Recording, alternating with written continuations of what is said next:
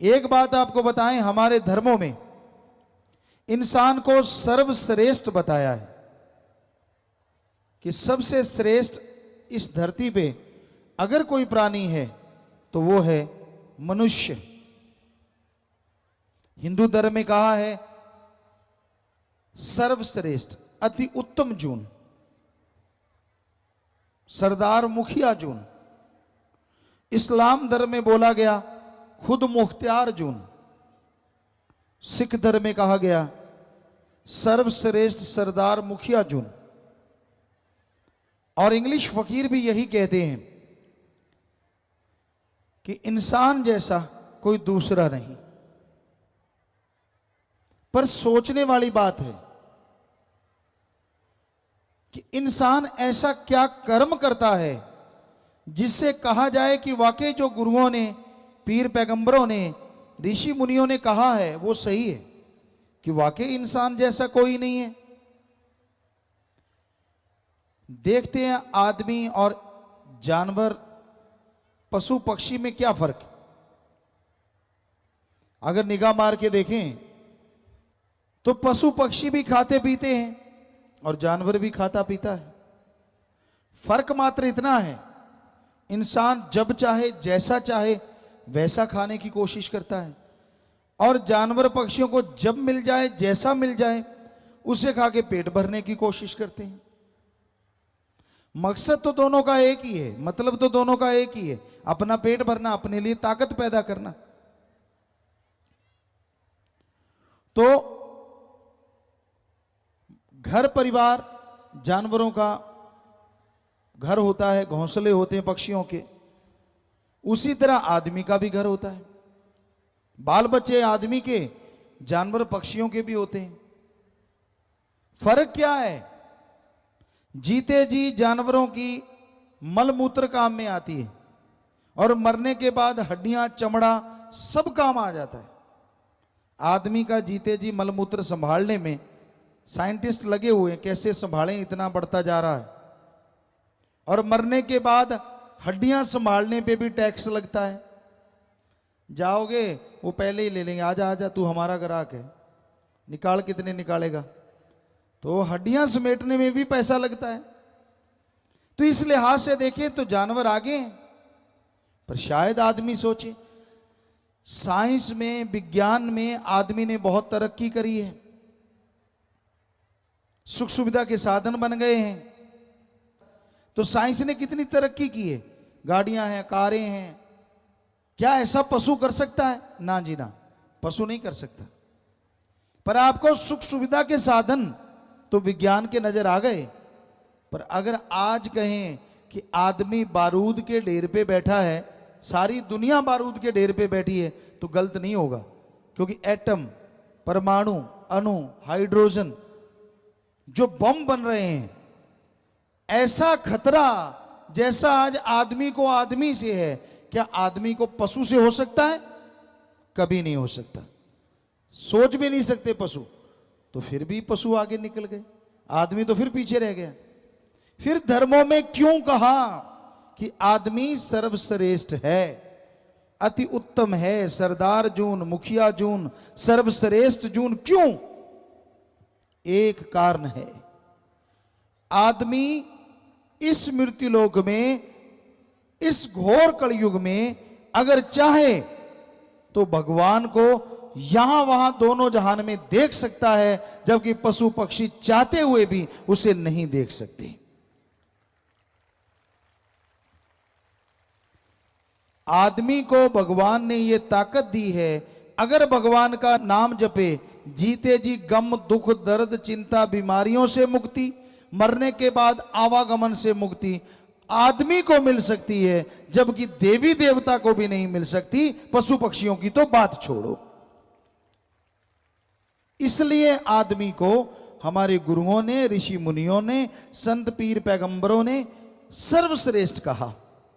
अब आप खुद देख लो, क्या आदमी वाला काम करते हो? कभी भक्ति करते हो कि सारा दिन चुगली, निंदा, हथाई कर रहे हैं, इधर की उधर, उधर की इधर, इधर को उंगली लगाई लड़ दी, उधर के लगा दी? तो भाई ये कोई आदमियों वाले काम है? हमारे वेद शास्त्र, हमने सभी पवित्र ग्रंथ पढ़े। हिंदू धर्म के हमारे वेद शास्त्र, और जिनमें गीता, रामायण, महाभारत, चारों वेद, पांचवा वेद महाभारत को भी कहा जाता है। इसके अलावा इस्लाम धर्म की पवित्र कुरान शरीफ, कुरान मजीद, सिख धर्म की पवित्र गुरुवाणी, ईसाई धर्म की पवित्र बाइबल, कबीर जी, शेख फरीद जी, नामदेव, धन्ना भगत, रविदास, बहुत सारे संत, बौद्धिस्ट, जैनिस्ट, सभी धर्मों की वाणी पढ़ी।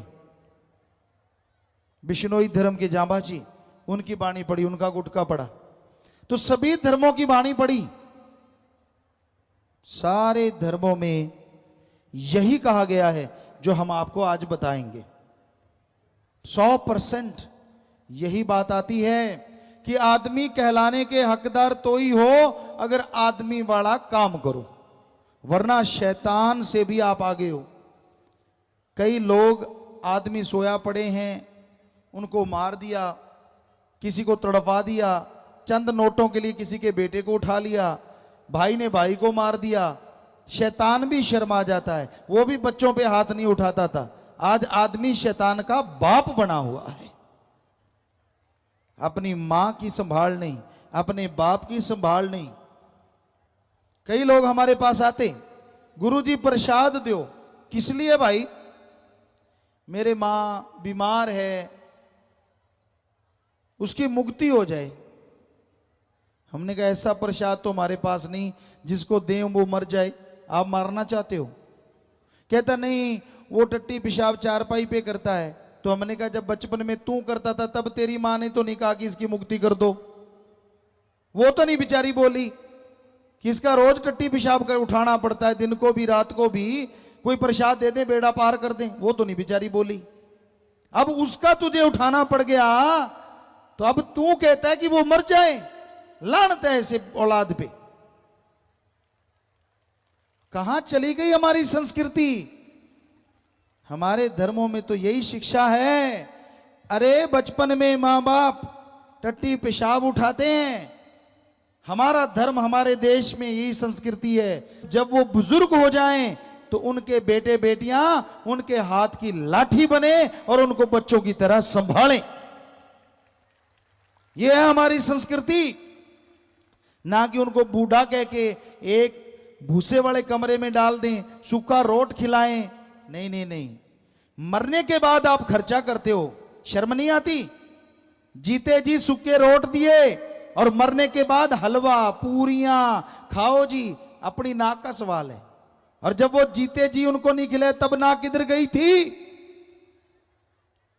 शर्म नहीं आती? जिन्होंने बड़ा किया, पढ़ाया लिखाया, ठीक है उनमें अवगुण हो सकते हैं तो वो भी आदमी क्या हुआ अगर मां बाप हैं? उनमें भी अवगुण हो सकते हैं, उनमें भी बुरी आदतें हो सकती हैं।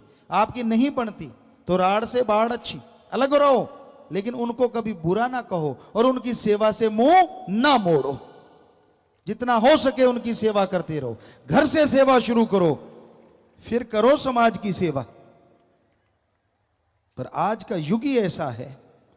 हमने देखा बुजुर्गों को बूढ़िया, डैनिया, इतने इतने गंदे नाम लेंगे। भी है तो तेरा ही खून, तेरा ही बाप है, तेरी मां है, क्या कह रहा है? शर्म नहीं आती तुझे? अपनी मां के लिए, बाप के लिए इतने निरादर के शब्द प्रयोग में लाता है। और मां बाप को भी चाहिए बच्चों को आशीर्वाद दें। एक उम्र होती है, वेदों में लिखा हमारे, वो तो 75 साल था, लेकिन आज की उम्र माने तो 50-55 साल। उसके बाद आपको संन्यास लेना चाहिए। बच्चों के कंधे पे सारा बोझ डालो कारोबार का कि बेटा मैं बैठा हूं, काम धंधा संभाल, मेरे अनुभव की जरूरत पड़े तो मेरे से पूछ ले, वरना भाई मेरे से जैसा अच्छा बुरा हुआ कर लिया, अब तू जान। और खुद करो भक्ति। पर बुजुर्ग टांग अड़ाते ही रहते हैं, हटते नहीं। ऐसे नहीं ऐसे करो, ऐसे नहीं ऐसे करो। अरे इतनी कमजोर टांगे हुई पड़ी है, क्यों उड़ा रहा है? राम राम जप, ये लिखा हमारे धर्मों में। पर हमने देखा है नौजवानों को कम फिक्र होता है, बुजुर्ग जो जो। एक माता आई, हमने कहा बोल माता क्या चाहिए? बातें चल रही थी, संगत बैठी थी। हमने कहा शायद कोई बीमार होगी कुछ, या भगवान का नाम मांगेगी। कहती गुरुजी एक बात सुनो, हाँ मुझे पड़पोता चाहिए। तेरी आगे बेटों ने पोतों ने रंग लगा दिया, कहते नहीं रंग तो नहीं लगाया फिर भी दिल करे। अरे भगवान को पाने का दिल क्यों नहीं करता? आगे से आगे फंसते जा रहे हैं, फंसते जा रहे हैं। तो कहने का मतलब दोनों पीढ़ियों को समझना चाहिए। हमारी संस्कृति को बुजुर्ग आशीर्वाद देते हैं और एक उम्र आती है उसके बाद सन्यास लेके बच्चों के कंधों पे बोझ डाल देते, तू जान भाई तेरा काम जाने, मैं तो राम नाम जपूंगा। तो दोनों पीढ़ियों में कमी है, नौजवानों में भी बुजुर्गों में भी। दोनों को ही हम कह रहे हैं समझो अपने अपने कर्तव्य को, समझो अपने अपने फर्ज को और उसके अनुसार चलो। ये कहता है हमारा धर्म, ये कहते हैं हमारे विधि विधान जो बनाए गए हमारे पूर्वजों के द्वारा। ये ना सोचे मैं किस काम को हूं आया, किस लिए जन्म दुर्लभ है पाया, संत रहे बता तेरा काम है क्या। तो जैसा आपको शुरू में बताया, इंसान को ये सोचने की फुर्सत ही नहीं है, समझ ही नहीं है कि मैं आया किस लिए हूं, कर क्या रहा हूं। संत बताते हैं, संत समझाते हैं कि आप किस लिए आए। हमारे धर्मों में हिंदू, मुस्लिम, सिख, ईसाई, बौद्ध, जैनी सभी धर्मों में बहुत सारी बातें एक जैसी हैं। 99% कहें तो सही होगा। यह कहा जाता है कि आपका सबसे पहला कर्तव्य है प्रभु का नाम जपना, भगवान की प्राप्ति करना। और दूसरा जो कर्तव्य है वो है इस धरती पे रह के कर्म जोगी बनना, यानी अच्छे कर्म करके अपने कर्तव्यों का निर्वाह करना। जो भी आपका फर्ज है, जो भी आपकी ड्यूटी है, सही तरीके से उसका निर्वाह करें। ठगी, बेईमानी, भ्रष्टाचार, लूट खसूट, किसी का हक मार के खाना, ये हमारे सारे धर्मों में मना है। झूठ बोल के लोगों को बुद्धू बनाना, बिना वजह बहसबाजी करना, नशे करना, ये सब बर्बादी का घर है। आप देख लो, अच्छे भले मानस होते हैं, अच्छे बड़े घर होते हैं, जब नशा घर में बढ़ जाता है तो बर्बादी ही बर्बादी हो जाती है। हर धर्म में लिखा है कि भाई नशा ना करो, नशे बर्बादी का घर है। हमारे देश में किसी नशे के लिए किसी भी धर्म में कोई जगह नहीं है। कई लोग कहते हैं गुरुजी नशा बंद नहीं होता, ठेके खुल जाते हैं। आप पीना बंद कर दो, देखते हैं ठेके पशुओं के लिए खुलते हैं क्या? कर दो बंद, फिर देखते हैं कैसे खुलेंगे ठेके, जब कोई जाएगा ही नहीं लेने। तो आप पीते हो, आप नशे करते हो, तभी ये खुलते हैं भाई। पशुओं के लिए तो कोई ठेका खुलता नहीं। तो इसलिए आपको जागना होगा, समाज को जागना होगा, नशों को त्यागना होगा। नशे बर्बादी का घर हैं, कभी किसी को खुशहाल नहीं बनाते। हमारे देश में तंबाकू के नशे से जितना कुछ बनता है, अफीम की खेती से, उसमें 1 मिनट में मरने वाले 2 लोग हैं। यानी जैसे आप घड़ी देख लो, 1 मिनट हो गया, अपने देश में इन नशों से 2 लोग मर जाते हैं 1 मिनट में। इतना बर्बादी हो रही है। ये डॉक्टरों का रिसर्च है, हमें दिया गया, लिख के बताया।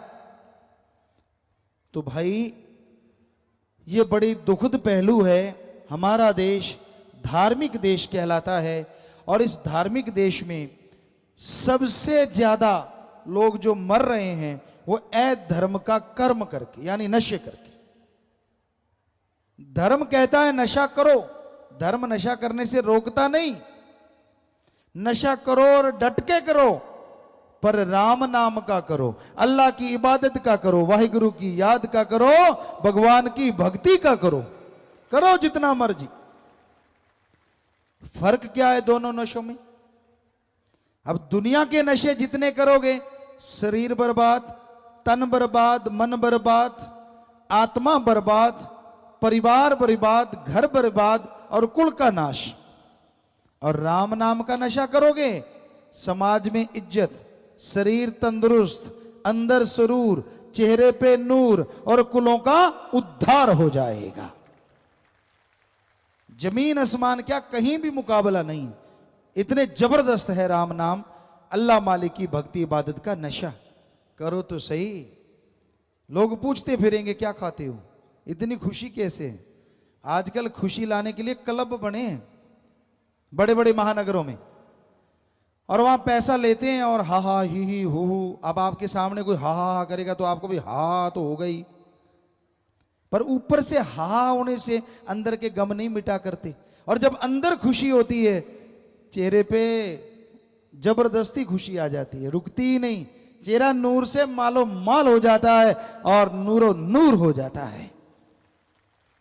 तो धर्मों ने तो हमें अंदर की खुशी लाने के लिए तरीके बताए हैं। सुमन करो, मेहनत करो, कर्म करो, बाकी भगवान पे छोड़ो, वो जाने उसका काम जाने। कर्म जोगी और ज्ञान जोगी बन जाओ। अच्छे कर्म करो, इसका ज्ञान हो। और सिर्फ ज्ञान लेके घूम रहे हो, कोई फायदा नहीं अगर कर्म नहीं करते। बहुत लोग होते हैं पढ़ते रहते पढ़ते रहते पढ़ते रहते। हमारे धर्मों में लिखा है पढ़ पढ़ के चाहे ट्रक भर लो, बड़े बड़े हाल कमरे भर लो किताबों से, पढ़ते गए और अमल के नाम पे जीरो। छोटा सा उदाहरण आपको दें, घर में घी है, दूध है, छाछ है, बादाम है, मक्खन है, सब ताकत की चीजें हैं। पर खाओ ना, सुबह शाम धोख मारते रहो तो ताकत आ जाएगी क्या? नहीं आएगी, नहीं आएगी ताकत। तो उसी तरह जब तक राम नाम जपोगे नहीं, चेहरे पे नूर कैसे आएगा और अंदर सुरूर कैसे आएगा? जाप करना पड़ेगा भाई। राम नाम ले लिया, अलमीरा में ताला लगा के रख दिया। कभी कभी खोलते हैं जब दर्द होता है। बच्चे तब खोलते हैं जब पेपर आते हैं। भगवान जी अब तो रात को दिखा दे, सुबह जाके कर आऊंगा। पूरा पेपर ही दिखा दे रात को, कहता फिर तेरे गुण गाऊंगा। और जैसे पेपर निकल गए फिर वही बात, कौन सा भगवान और कैसा भगवान। ऐसे कोई बीमार हो जाए, किसी का बच्चा बीमार हो जाए, तब कहता भगवान तेरी काली पीली नीली गऊ। और जैसे बच्चा ठीक हो गया फिर से खागड़ बन के जोर जोर से आवाजें निकालता रहता है। तो भाई ये सही नहीं है। भगवान को लगातार याद करो, सुबह शाम। जैसे जरूरी है ना रोटी खाना, भोजन करना, वैसे समझो भगवान का नाम लेना भी जरूरी है। भोजन करने से ताकत आए ना आए, हम आपको लिख के गारंटी देते हैं, राम नाम सुबह शाम जपने से आपको ही नहीं, आपकी कुलों को भी ताकत आएगी, आपके परिवार तर जाएंगे। ऐसा है राम नाम। फिर भी आप ना जाप करना चाहो तो भाई हम क्या करें? ऐसी तो कोई चीज नहीं, जैसे भैंस को खिलाते हैं, एक पाइप सी होती है लकड़ी की, अगर वो दवाई ना ले तो भर के उसके मुंह में ठूंस देते हैं कि पीना ही पड़ेगा। अब ऐसा तो आपके साथ हम कर नहीं सकते कि राम नाम डाल के मुंह में डालने के लिए पीना ही पड़ेगा। आप तो आदमी है, मानस है, पशु तो है नहीं। इसलिए आप मर्जी के मालिक हैं और अपनी मर्जी से ही जाप करो, फिर देखो नजारा। सच्चे दिल से, सच्ची भावना से अगर जाप करोगे तो फल मिलेगा। कहते शिकारी वो होता है जिसको लगे लगे ना करना पड़े, अपने आप ही पकड़ ले शिकारी। और उसी तरह भगवान की खुशियां, अल्लाह राम परमात्मा की खुशियां वो हासिल करता है जिसको कहना ना पड़े कि भाई तू भगवान की भक्ति कर। उसके अंदर तड़प पैदा हो जाए, लगन लग जाए, और वो सच्ची रुचि से और पूरी खुशी से भगवान का नाम ले। कुछ मांगे ना, बिन मांगे मोती मिले और मांगे मिले ना भीख। पता नहीं क्या बख्श दे भगवान। सच्चे दिल से अगर उसकी भक्ति करो, सच्ची भावना से अगर भक्ति करो। लोग कहते हैं भावना, श्रद्धा किसे कहते हैं? आज की श्रद्धा है पैसा। मंदिर, मस्जिद, गिरजाघर, गुरुद्वारा, कहीं भी जाइए, हमने देखा सभी धर्मों को मानते हैं, सभी जगह जाते हैं। क्या कहा जाता था जब हम गुरुगद्दी पे नहीं आए? तेरी जो श्रद्धा है चढ़ा दे। श्रद्धा थोड़ी चढ़ाई जाती है। कहते नहीं नहीं पैसा, मतलब श्रद्धा का, भावना का दूसरा नाम पैसा है। अब लाख रुपए की ठगी मारी, 1000 रुपए भगवान को चढ़ा दिए, ये कौन सी श्रद्धा है भाई? ये तो उल्टा भगवान को हिस्सेदार बना लिया कि भगवान मैंने 1,00,000 की ठगी मारी है, उसमें से 1,000 तेरे हिस्से का तू ले ले, मेरा 99,000 एक नंबर का बना दे, तू भी खुश और मैं भी खुश।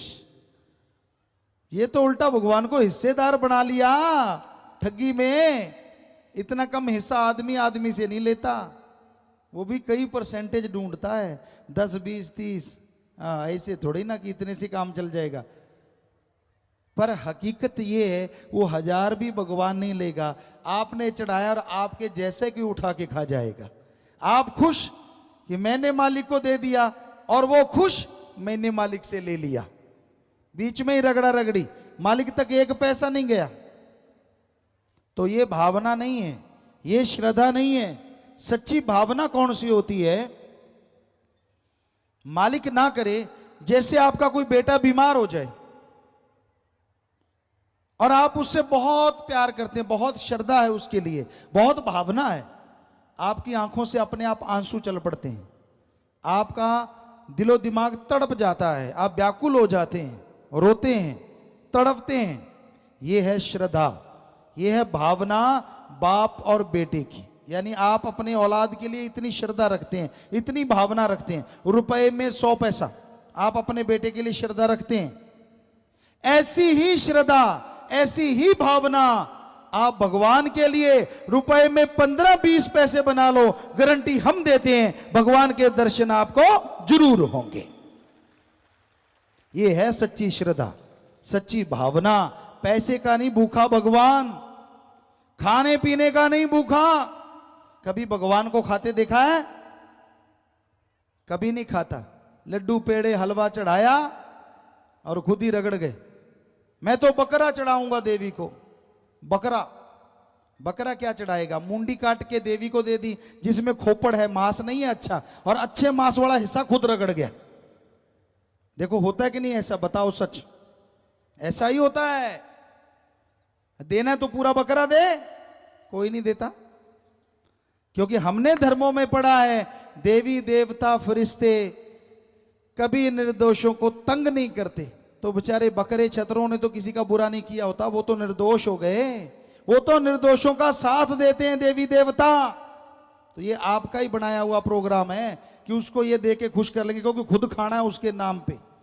वो नहीं किसी को मारते, वो नहीं कहते कि मुझे बकरा दे, छतरा दे, ये दे। हमने पढ़ा है देवी देवते निर्दोषों का साथ देते हैं और जालिमों का खात्मा करते हैं। ये उनका नाम होता है देवी देवता फरिश्ते। तो इसलिए भाई ध्यान रखो, देवी देवता के नाम पे किसी जीव को मारो ना, ये सही नहीं है। रूहानियत के हिसाब से, वेद शास्त्रों के अनुसार ये सही नहीं है। वो खुश होता है जो भावना हमने आपको बताई, श्रद्धा जो आपको बताई, ऐसी तड़फ, ऐसी व्याकुलता अंदर पैदा कर लो, ऐसे शुद्ध विचार अंदर पैदा कर लो, ताकि वो भगवान आपको दर्शन दे। अल्लाह राम मालिक की कृपा दृष्टि रहमो करम आप पे मूसलाधार बरसे और आपके गम दुख दर्द चिंताएं पल में खत्म होती चली जाएं। आगे आया जी कि आदमी को आदमी वाला कर्म करना चाहिए। पता नहीं कितने चक्कर लगा के, कभी पक्षी पशु, कभी मछली बना, कभी सुअर खच्चर, पता नहीं कितने शरीरों में से होके मनुष्य शरीर का ये आत्मा को शरीर मिला है। तो इसलिए हे भाइयों, हे बहनों, हे बुजुर्गों, हे बच्चों, उस मालिक का नाम जपा करो, भक्ति करना ना छोड़ो, उससे आपको 100% लाभ होगा, तन मन धन में, घर परिवार में, और आत्मिक तौर पे, सामाजिक तौर पे आपकी खुशियां बढ़ती जाएंगी। ये हकीकत है। ये जन्म मिला प्रभु मिलने की बार, रहा खाने सोने में यूं ही गुजार, कुछ कर ले विचार क्यों बनता गंवार। दिन रात खाने पीने में मस्त ना हो जाएं, बल्कि समय निकाल के मालिक का नाम जपा करें। सुबह रफा हाजत जाते हो, फ्रेश होने के बाद मालिक की याद में आधा घंटा दे दो, क्या जाएगा आपका? वैसे भी तो टाइम लगाते हो, गपशप मारने लगो 2-3 घंटे का नहीं पता चलता, चुगली निंदा करने लगते हो, पता नहीं लगता कितना टाइम चला गया। तो ये तो आपने अपने लिए, बच्चों के लिए, पीढ़ियों के लिए, औलाद के लिए टाइम देना है। तो इसलिए कम से कम आधा घंटा या घंटा सुबह और ऐसे शाम को आप नियम बना लो, टाइम फिक्स कर लो, इस टाइम पे जाप करना ही करना है तो कर लोगे। अगर वैसे कहते रहे तो मुश्किल है भाई। एक सज्जन ने चिट्ठी डाली, कहता गुरुजी मैंने सोचा मैं भक्ति किया करूंगा। मन को कहा कि मन मैं भक्ति करूंगा, तू रोक के दिखा। मन कहता कर ले भक्ति, मुझे क्या। कहने लगा रात को रोटी कम खाऊंगा, आधी रोटी कम खाऊंगा ताकि सुबह जल्दी जाग जाऊं। और रात को रोटी खाने लगा, कहता सब्जी इतनी स्वाद लगी पहले कभी लगी नहीं थी। आधी कम खानी थी, एक ज्यादा ठोक गया। सुबह उठा ही नहीं गया, उठे कहां से, आड़ से आ गया। अगले दिन कहता नहीं आज लड़ेंगे अपन। चलो रोटी जैसे तैसे कंट्रोल किया, थोड़ी खाई। सुबह जाग भी आ गई, 4 बजने में 5 मिनट रह रहे थे। मन कहता वो पागल 5 मिनट तो और सो ले, 4 बजे जाप करना है ना, अभी 5 मिनट पड़े। कहता ऐसा सोया 7 बजे उठा। ये अगर टाइम फिक्स करके भक्ति नहीं करोगे तो मन तो ऐसे ही रगड़ता है। हिंदू सिख धर्म में मन कहते हैं जो दिमाग को नेगेटिव विचार देता है, बुरे ख्याल। इस्लाम धर्म में कहते हैं नफस, तो ये बुरे ख्याल देता है। इससे लड़ने के लिए चलते, काम धंधा करते, लेट के बैठ के आप सुमन करेंगे तो मन रुक सकता है, वरना मन नहीं रुकता। हंकार देगा, खुद ही में डुबोए रखेगा, मुझे ये क्यों नहीं, मुझे वो क्यों नहीं, मुझे फला क्यों नहीं। पता नहीं क्या क्या मन की रील चढ़ी रहती। एक उतर जाती है दूसरी तैयार, दूसरी उतर गई तीसरी तैयार। गलती गलत, बुरे बुरे, खोटे खोटे विचार देता है। इसलिए मन से लड़ना कलयुग में सच्ची भक्ति है।